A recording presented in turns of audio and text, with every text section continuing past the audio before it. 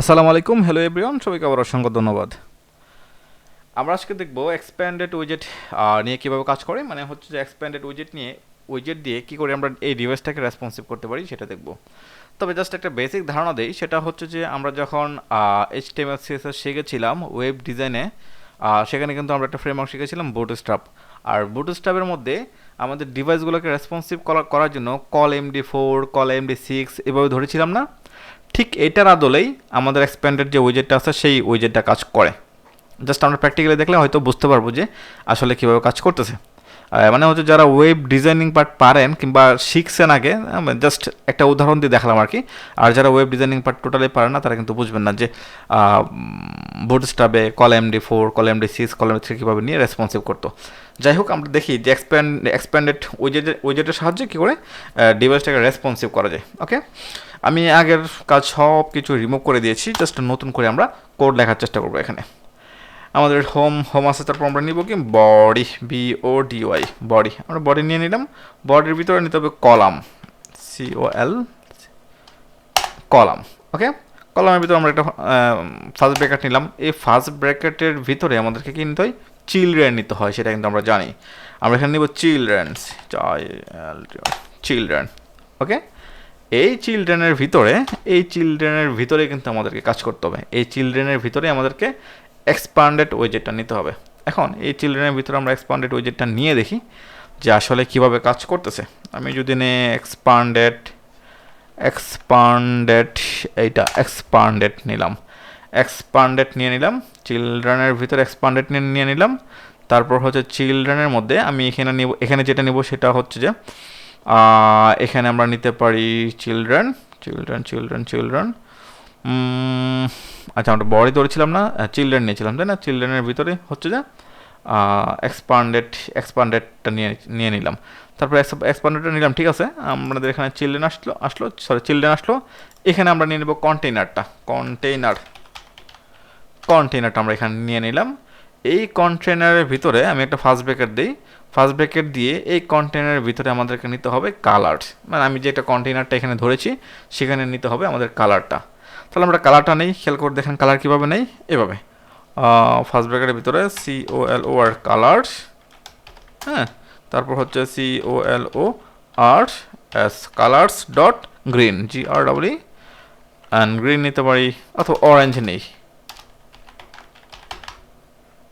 Sorry,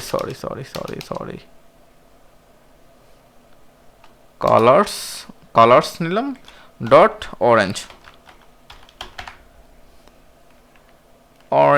না, এই deep orange কালারটা নিলাম। নিয়ে আমি একটা সেভ দিই, দেখি কী হয়। খেয়াল করে দেখেন এখানে কিন্তু ডিপ অরেঞ্জ কালারটা নেওয়ার পর এখানে একটা সেভ দিলাম। সেভ দেওয়ার সাথে সাথে কিন্তু পুরো আমাদের যে পুরো ডিভাইসটা আছে সেই ডিভাইসটা কিন্তু ডিপ অরেঞ্জ নিয়ে নিছে, তাই না? একদম ডিপ অরেঞ্জ নিয়ে নিছে। এখন আমি যদি এক্সপান্ডেড নেওয়ার পর আমি একটা কাজ করি, এক্সপান্ডেডের মধ্যে এই পুরো ডিভাইসটাকে ফ্লেক্স 1 দিয়ে ধরি। Flex 1, FLEX, flex 1। আমি এটাকে পুরোটাকে ফ্লেক্স 1 দিয়ে ধরলাম। আচ্ছা, ফ্লেক্স ওয়েট, ফ্লেক্স 1,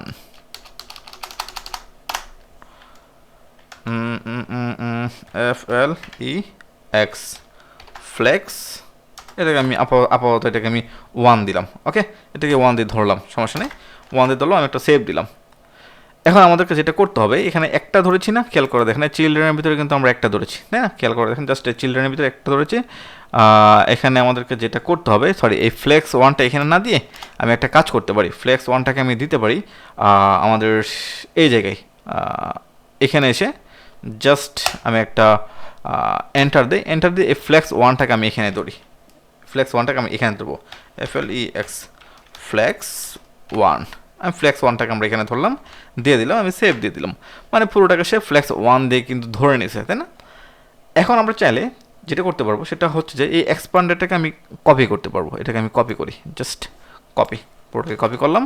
কপি করে একটা কমা দিলাম, নিচে আসলাম, নিচে এসে আমি এটাকে আবার নিলাম, নিয়ে আবার সেভ দিলাম। হ্যাঁ, তারা কিন্তু দুইটা হয়ে গেছে, বাট এই কালারের জন্য বোঝা যাচ্ছে না। আমি যদি এখানে ব্লু দেই, ব্লু টাইপের একটা কালার দিয়ে সেভ দেই, দেখতে পারবো যে তারা কিন্তু 2 ভাগে ভাগ হয়ে গেছে। মনে আছে যে আমরা যারা ওয়েব ডিজাইনিং করেছিলাম, ওয়েব ডিজাইনিং পার্ট করেছিলাম, বোর্ডস্টার মধ্যে কল এমডি সিক্স দিলে কিন্তু তার 2টা হয়ে যেত, মানে 2 পার্টে ভাগ হয়ে যেত সমান সমানভাবে। আমাদের যে ডিভাইসটা ছিল সেই ডিভাইসটা থাকে 6 ভাগে ভাগ করা, বাট আমরা কল এমডি সিক্স দিলে তারা কিন্তু 2 ভাগে ভাগ হয়ে যায়। ঠিক সেমভাবে আমরা কিন্তু ফ্ল্যাক্স ওয়ান দিলাম আমরা 2টা কন্টেনার নিয়েছি, তো এটা একটাতে ফ্ল্যাক্স 1 আর একটাতে ফ্ল্যাক্স 1 নিয়েছি, মানে হচ্ছে 2টাকে আলাদাভাবে ভাগ করে নিয়েছি, তাই 2টা কিন্তু সমান সমান আকারে ভাগ হয়ে গেছে। এখন যদি আমি 3টা এক্সপান্ডেড নিতে চাই, তাহলে কিন্তু আমরা পারবো। যেমন ধরেন আমি এই এক্সপান্ডেডটাকে কপি করে কমা দিয়ে নিচে এসে আমি পেস্ট করলাম। দেন এখানে আমি কিছু লেখার চেষ্টা করি, এখানে দিয়ে গ্রিন এই গ্রিন কালারটা দিই, আমি সেভ দিলে খেলা করে দেখেন 3টা কিন্তু সমান ভাগে ভাগ হয়ে গেছে। এখানে এটা 3টা কিন্তু প্রায় একই সমান ভাগে ভাগ হয়ে গেছে। এখন যদি আমি চাই যে পুরো ডিভাইসের 2 ভাগ থাকবে এখানে, আর বাকিগুলো হচ্ছে যে হাফ করে থাকবে, তাহলে আমি এখানে একটা কাজ করবো, ফ্ল্যাক্সের মধ্যে 2 দিয়ে দিব, সেভ দিব। খেয়াল করে দেখেন এটা কিন্তু মানে 2 ভাগটা নিয়ে এনেছে, বাকি ভাগটা সে 2 ভাগে ভাগ করে ফেলছে। ওকে, প্রথম ভাগটা সে নিয়ে এনেছে, বাকি ভাগটাকে সে 2 ভাগে ভাগ করে ফেলছে। এভাবে চাইলে আমরা কি করতে পারবো, এভাবে চাইলে ফ্ল্যাক্স দিয়ে 1 2 দিয়ে কিন্তু আমরা এই কন্টেনারটাকে ধরতে পারবো, মানে এটাকে আমরা রেসপন্সিভ করতে পারবো অটোমেটিক্যালি। খেয়াল করে দেখেন আমরা কিন্তু এখানে ওয়াইট এবং হাইট কিন্তু দিই নাই, আমরা এক্সপান্ডেডের সাহায্যে পুরো জিনিসটাকে ভাগ করে ফেলতে পারতেছি। ওকে, তার মানে হচ্ছে আমি জাস্ট ক্লাসটাকে একবার রিভিউ করি। সেটা হচ্ছে যে আমি বডি নিলাম, বডির মধ্যে কলাম নিলাম, দেন চিলড্রেন নিলাম, চিলড্রেনের ভিতরে কিন্তু আমি এক্সপান্ডেড নিলাম। এক্সপান্ডেডের ভিতরে কী কী নিলাম, এক্সপান্ডেডের ভিতরে চিলড্রেন কন্টেনার মধ্যে আমি একটা কালার নিলাম।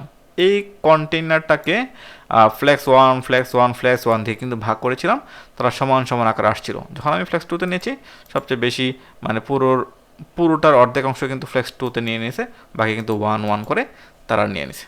এভাবে আমরা কি করতে পারি, এক্সপান্ডেড উইজেট দিয়ে আমরা আমাদের এই ডিভাইসটাকে রেসপন্সিভ করতে পারি। ওকে, আজকে এই পর্যন্তই, সবাইকে অসংখ্য ধন্যবাদ। আসসালামু আলাইকুম।